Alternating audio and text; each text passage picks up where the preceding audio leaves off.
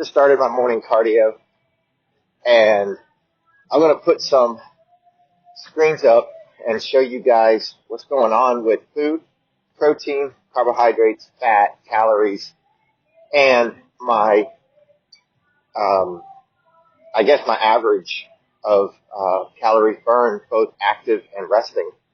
And you can see you don't have to follow a particular meal plan in order to achieve a high protein, moderate to low carbohydrate and low fat meals throughout your day.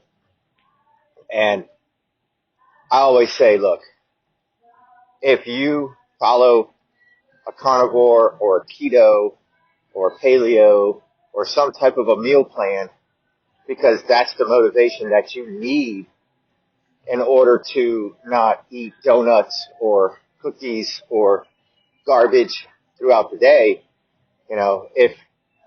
If telling your friends you're keto means you won't go to the coffee house and get a 1,200 calorie foo-foo coffee with some type of a muffin, then I'm all for it. I support that 100%, whatever it's going to take to get you to increase your proteins and your healthy fats. But if you're following a meal plan because you're absolutely convinced that that is the only way to lose body fat, or,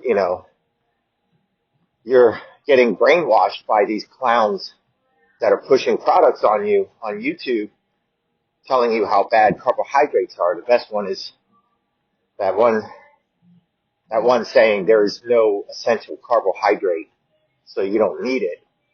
That is the biggest crock of shit I think I've ever heard when it comes to nutrition. Yes, there is essential carbohydrates. It's called hydrate. It's in the word.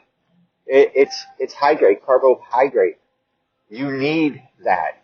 Your body needs carbohydrates. If you don't provide carbohydrates to your body is going to take from the muscle, and through different processes, which I'm not going to get all scientific because I can't remember exactly how it goes, but from your muscle, your body will get the sugar it needs to survive. It'll get the carbohydrate it needs to survive from your muscles. That's called catabolism. And that's a bad thing, because the less muscle you have on your frame, then the less calories you can consume throughout the day on a fat loss journey. The more muscle you have on your frame, the more your body burns calories, even when you sleep, especially when you sleep.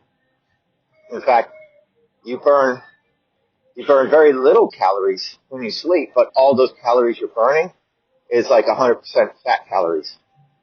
So if you're following a meal plan because it's what motivates you to make good choices, then I'm all for it.